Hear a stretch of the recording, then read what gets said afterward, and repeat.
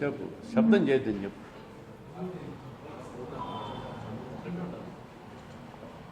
లోపల కూర్చుండేది. అందరికీ నమస్కారం.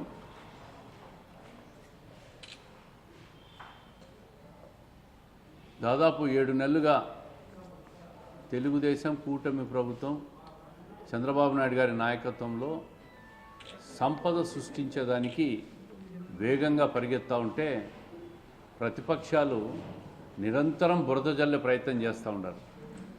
ఎప్పుడెప్పుడు అధికారం కోల్పోయి మతి భ్రమించి ఎప్పుడెప్పుడు అధికారంలోకి రావాలా, జమిలి ఎన్నికలు 26లో వస్తాయి, 27లో వస్తాయి, మేము అధికారంలోకి వస్తున్నామని చెప్పి ఉనికి కోల్పోతున్న తరుణంలో ఉనికిని కాపాడుకునే ప్రయత్నం చేస్తూ ఉన్నారు. దాదాపు వైఎస్ఆర్ కాంగ్రెస్ పార్టీ నుంచి ముఖ్య నాయకులందరూ పార్టీని వదిలిపోయే పరిస్థితి కనపడుతోంది. గతంలో తెలుగుదేశం ప్రభుత్వం అధికారం కోల్పోయినప్పుడు కూడా ఏ నాయకుడు కూడా తెలుగుదేశం పార్టీని వీడిపోయిన దాఖలాలు లేవు. ఈరోజు ఈ 6 నెలల్లోనే వైఎస్ఆర్ కాంగ్రెస్ పార్టీ ఏ విధంగా గాలికి వచ్చిందో అదేవిధంగా గాలి కొట్టుకొని పోయిన తరుణంలో ముఖ్య నాయకులు, ద్వితీయ శ్రేణి తృతీయ శ్రేణి నాయకులందరూ వెళ్ళిపోతూ ఉంటే వాళ్ళని కాపాడుకునే దాంట్లో మేము జమిలి ఎన్నికలు వస్తున్నాయి, మనం అధికారంలోకి వస్తామని చెప్పి ఒక భ్రమ కల్పించే ప్రయత్నం చేస్తూ ఉంది నాయకత్వం.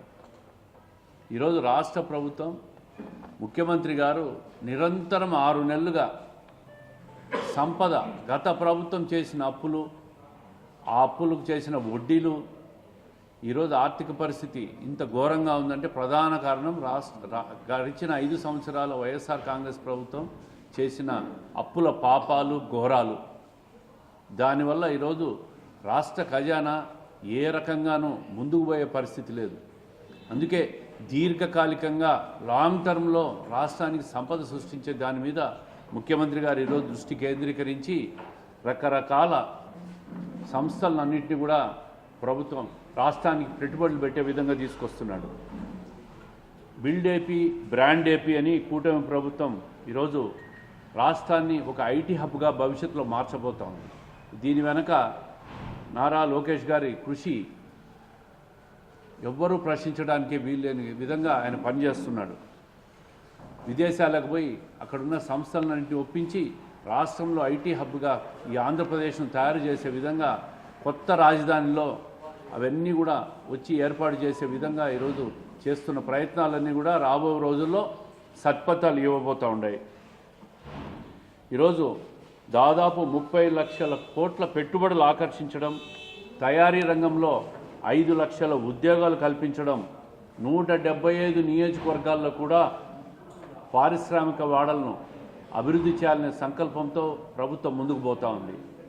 అదేవిధంగా గడిచిన 5 సంవత్సరాల్లో 6,680 కోట్లు విదేశీ పెట్టుబడులను గత ప్రభుత్వం ఆకర్షిస్తే ఈరోజు 6 నెలల కాలంలో దాదాపు 82,000 కోట్ల పెట్టుబడులను రాష్ట్ర ప్రభుత్వం ఆకర్షించి ముందుకు తీసుకుపోతున్న పరిస్థితిని మనం చూస్తూ ఉన్నాం. గత ప్రభుత్వం బోగస్ సమ్మిట్ అంటూ కాలయాపన చేసింది. విశాఖపట్నంలో ఇండస్ట్రీ సమ్మిట్ పెట్టి ఒక బోగస్ సమ్మిట్ చేసింది. ఎక్కడ ఎంఓయూలు చేస్తే ఆ ఎంఓయూ చేసిన ఒక్క పారిశ్రామికవేత్త కూడా ఆంధ్రప్రదేశ్లో మీ మీద నమ్మకం లేక పెట్టుబడులు పెట్టలే.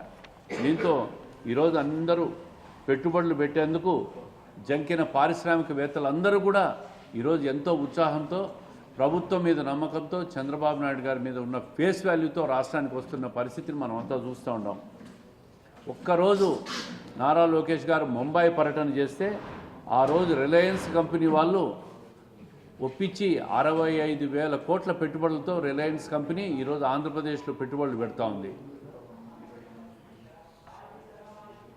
ఆర్ఎల్ మిట్టల్ స్టీల్ ప్లాంట్ వాళ్ళు అనకాపల్లిలో 70,000 కోట్లతో స్టీల్ ప్లాంట్ను ఏర్పాటు చేస్తున్న పరిస్థితిని కూడా చూస్తూ ఉన్నాం. రేపు 8వ తేదీ ప్రధానమంత్రి చేతుల మీదుగా ఈ అనకాపల్లి కానీ విశాఖపట్నంలో ఏర్పాటు చేయ పారిశ్రామికలకు అన్నిటికీ కూడా ప్రారంభోత్సవాలు జరగబోతున్నాయి.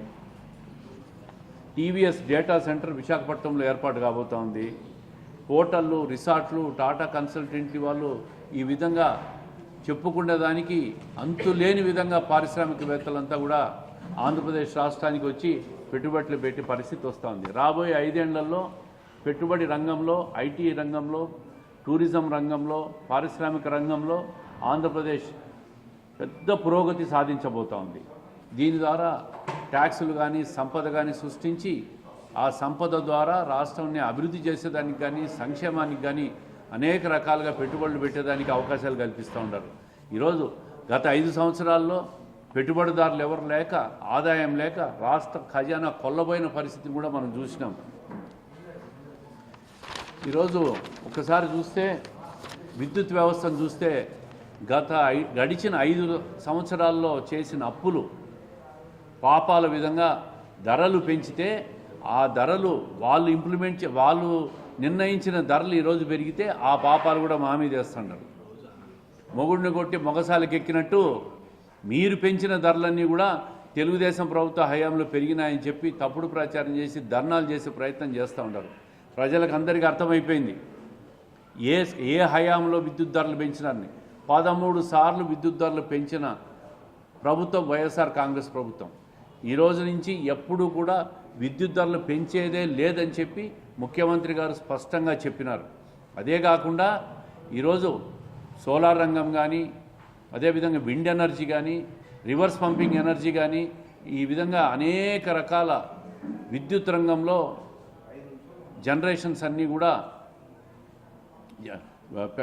పారిశ్రామికవేత్తలంతా కూడా పెట్టుబడులు పెట్టి విద్యుత్ రంగాన్ని సంస్కరణలు తీసుకొచ్చి అత్యంత నాణ్యమైన ధరకు భవిష్యత్తులో వినియోగదారులకు ఇవ్వాలనే ఆలోచనతో ప్రభుత్వం విద్యుత్ రంగాన్ని సంస్కరణలు తీర్చిదిద్దబోతూ ఉంది. దీన్ని చూసి తట్టుకోలేక ఈ ప్రతిపక్షాలు గగ్గోలు పెడతా ఉన్నారు, ధర్నాలు చేస్తూ ఉన్నారు, ప్రజలను తప్పుదారి పట్టించే ప్రయత్నం చేస్తూ ఉన్నారు. నిన్ను చూసాం, యూనియన్ మినిస్టర్ వచ్చాడు. ఆంధ్రప్రదేశ్లో 26 జిల్లాలుంటే 3 జిల్లాలు ఆస్పిరేషనల్ డిస్ట్రిక్ట్స్గా ప్రకటన చేయడం జరిగింది ఈ ప్రభుత్వంలో. దాంట్లో కడప కూడా ఒక aspirational district. Aspirational district announce చేసిన తర్వాత అనేక రకాల పెట్టుబడులు జిల్లాకు వచ్చే అవకాశం ఉంది. దాని మీద నిన్న ప్రజాప్రతినిధులతో మీటింగ్ కూడా జరగడము, జిల్లా కలెక్టర్ పూర్తిగా నివేదికలు ఇవ్వడం, భవిష్యత్తులో ఈ జిల్లాకు అనేక రకాలుగా కొన్ని మనకు ఎలిజిబిలిటీ లేకున్నా కూడా ఆస్పిరేషనల్ డిస్ట్రిక్ట్ అయిన మూలాన మనకు అనేక రకాల నిధులు కేటాయించే అవకాశాలు కూడా భవిష్యత్తులో ఆస్పిరేషనల్ డిస్ట్రిక్ట్ అయింది కాబట్టి కడప జిల్లాకు కూడా వచ్చే అవకాశాలు ఉన్నాయి. వెల్ఫేర్ విషయానికి వస్తే సూపర్ 6 ఏవైతే ఎన్నికల్లో హామీ ఇచ్చామో ఆ హామీలన్నీ ఖచ్చితంగా అమలు చేసి తీరుతామని చెప్పి ప్రభుత్వం ప్రకటన చేస్తాం. దశల వారీగా అమలు చేసి తీరుతాం. దీంట్లో రెండో అనుమానం లేదు. అయ్యా, మీ ప్రభుత్వంలో అమ్మఒడని చెప్పారు, 5 సంవత్సరాలు ఎన్నిసార్లు ఇచ్చారని చెప్పి నేను అడుగుతూ ఉన్నా. ఈరోజు అధికారంలోకి వచ్చిన 6 నెలల్లోనే అన్ని పథకాలు కూడా అమలు చేయకుండా మోసం చేస్తున్నారని మాట్లాడుతున్నారు. నిన్న ముఖ్యమంత్రి గారు క్యాబినెట్లో స్పష్టమైన ప్రకటన చేసినారు. రేపు సంవత్సరం జూన్లో తల్లికి వందనం కార్యక్రమాన్ని అమలు చేయబోతా ఉన్నాం. పెన్షన్లు 4,000 రూపాయలు ఈ దేశంలో ఏ రాష్ట్రము కూడా అమలు చేయడం లేదు. 4,000 రూపాయలు ఏ రాష్ట్రం తీసుకున్నా కూడా 2,000 రూపాయల పెన్షన్ మాత్రమే అమలు చేస్తూ ఉంటారు.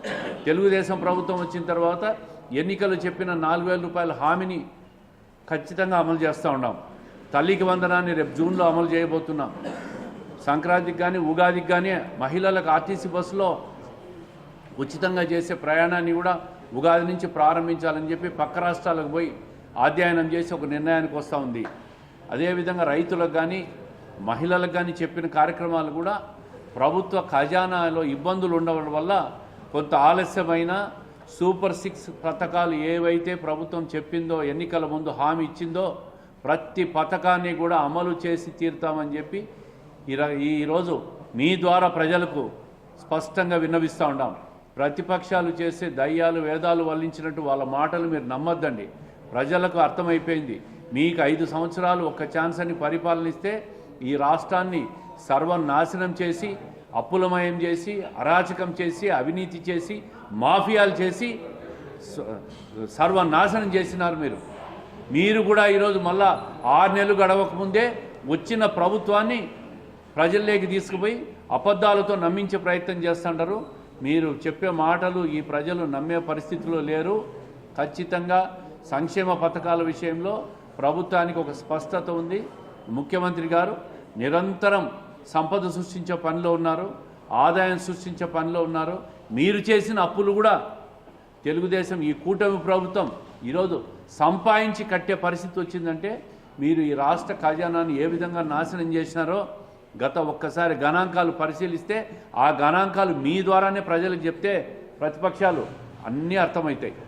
ఈరోజు మీరు ధర్నాలు చేసినా, ర్యాలీలు చేసినా, రాస్తా రోకోలు చేసినా, పొల్లు దండాలు పెట్టినా మీకు మళ్ళీ అధికారం రాదు, మీ పార్టీ నిలబడదు. మీ పార్టీ నుంచి చివరకు ఆ అధ్యక్షుడు, శాశ్వతంగా అధ్యక్షుడు ఎవరైతే జగన్మోహన్ రెడ్డి గారు ఉన్నారో ఆయన ఒక్కరే ఈ పార్టీలో మిగులుతారు. మీరు 11 ఈడీ కేసులు, సిబిఐ కేసుల్లో ఉన్న మీరు కూడా ఈ ప్రభుత్వాన్ని, ఈ ప్రభుత్వంలో ఉన్న ముఖ్యమంత్రి గారిని విమర్శిస్తారా? ఏది పడితే అది మాట్లాడతారు, అబద్ధాలు చెప్తారు.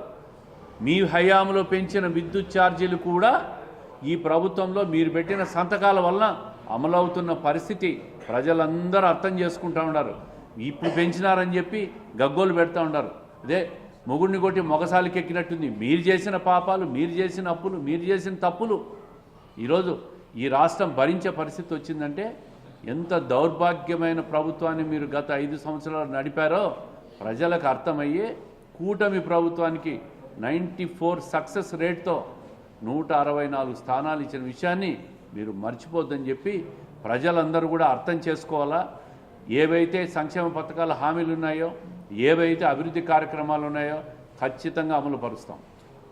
ఈరోజు 40 సంవత్సరాలుగా కడప జిల్లాలో తెలుగుదేశం పార్టీకి పర్మనెంట్ ఆఫీస్ లేకపోవడం, స్థలం కేటాయించడంలో గత ప్రభుత్వం కేటాయించిన స్థలాన్ని కూడా క్యాన్సిల్ చేసింది. ఒక కుట్రతో, కుళ్ళుతో క్యాన్సిల్ చేస్తే మళ్ళీ మేము అదే 2 ఎకరాల స్థలాన్ని తెలుగుదేశం పార్టీ అర్హతను బట్టి రాష్ట్ర ప్రభుత్వం మాకు కేటాయించింది. అక్కడ తొందరలో స్థల నిర్మాణాన్ని కూడా చేస్తాం. ముఖ్యమంత్రి గారి పర్యటన ఈ నెలలోనే కడప జిల్లాలో ఉంది. ఆయన వచ్చిన సందర్భంలో పూజ కూడా చేయాలని ఆలోచనతో ఉన్నాం. తప్పకుండా పార్టీ కార్యాలయాన్ని కూడా ఏర్పాటు చేయబోతున్నాం. ఏదైతే అమ్మఒడి ఉన్నాయో వైఎస్ఆర్ కాంగ్రెస్ పార్టీ అధికారంలోకి వచ్చారు, స్కాలర్షిప్ను తీసేసి వాళ్ళు 1 ఇయర్ ఇవ్వకుండా ఇచ్చారు. 1 ఇయర్ వేస్ట్ అయిపోయింది వైఎస్ఆర్ కాంగ్రెస్ పార్టీ. ఇప్పుడు 7 నెలలకే వాళ్ళేమో మీరు ఇవ్వడం లేదని ఆందోళనకు దిగుతూ ఉన్నారు. దీన్ని ఎలా అర్థం చేసుకోవచ్చు? స్పష్టంగా ఫీజు రీయింబర్స్మెంట్ కానీ, స్కాలర్షిప్లు కానీ టయానికి ఇస్తామని చెప్పి నారా లోకేష్ గారు, విద్యాశాఖ మంత్రి గారు స్పష్టత ఇచ్చినారు. వాళ్ళు పెట్టిన బకాయిలు చివరకు కోడిగుడ్లు, చిక్కీల నిధులు కూడా వాళ్ళు కేటాయించకుండా దాంట్లో కూడా అవినీతి చేస్తే ఆ నిధులు కూడా ఈరోజు రాష్ట్ర ప్రభుత్వం నారా లోకేష్ గారు రిలీజ్ చేసిన విషయాన్ని ప్రజలకు గుర్తు చేస్తున్నారు. కూటమి ప్రభుత్వం ఏర్పడినప్పటి నుంచి సంపద సృష్టించడానికి కూటమి ప్రభుత్వం నేతలైతే ప్రయత్నం చేస్తుందని మీరంటున్నారు. గత వైసీపీ పాలనలో ప్రభుత్వానికి సంబంధించిన ఫారెస్ట్ కావచ్చు, రెవెన్యూ ల్యాండ్లు కొన్ని వందల కోట్ల విలువ చేసే భూములు కబ్జా చేశారు కడప జిల్లాలోనే. మీరు చూస్తున్నారు కదా, చింతకొమ్మిదిని మండలంలో సజ్జల రామకృష్ణారెడ్డి గారు కబ్జా చేశారని వినిపిస్తున్న విషయంలో మంత్రి, అటవీ శాఖ మంత్రి గారు పూర్తిస్థాయి దర్యాప్తు కూడా ఆదేశించినారు జిల్లా కలెక్టర్కు. అదేవిధంగా వాళ్ళు ఎవరైతే వాళ్ళ బామర్దులు అక్కడ రఫీక్షా దర్గా దగ్గర కూడా ఇదే చేశారు అధికారంలో ఉన్నప్పుడు, దాన్ని కూడా పూర్తిస్థాయి విచారణ చేస్తాం. ఏదైతే అన్యాక్రాంతమైనాయో అవన్నీ బయటికి తీసేదానికే ఈరోజు రాష్ట్ర వ్యాప్తంగా రెవెన్యూ సదస్సులు జరుగుతూ ఉన్నాయి. రెవెన్యూ సదస్సుల్లో ఎక్కడ చూసినా కూడా ఇదే కబ్జాలు, ఇదే 22A భూములు రాయించుకోవడం, ఇవన్నీ అవినీతి చేసినారు. దాని మీదే 1 నెల రోజులుగా రెవెన్యూ సదస్సులు జరుగుతున్నాయి. తొందరలో ఇవన్నీ కూడా పరిష్కారం అవుతాయి. రెండోది, ల్యాండ్ గ్రాబింగ్ యాక్ట్ కూడా రాష్ట్ర ప్రభుత్వం మొన్న జరిగిన అసెంబ్లీ సమావేశంలో తీసుకొచ్చింది. దీని మీద ఎవరైతే ల్యాండ్ గ్రాబింగ్ చేశారో వాళ్ళ మీద కూడా చట్టపరంగా నాన్ బెయిలబుల్ కేసులు కూడా పెట్టి చర్యలు తీసుకోవడం జరుగుతుంది. రైట్.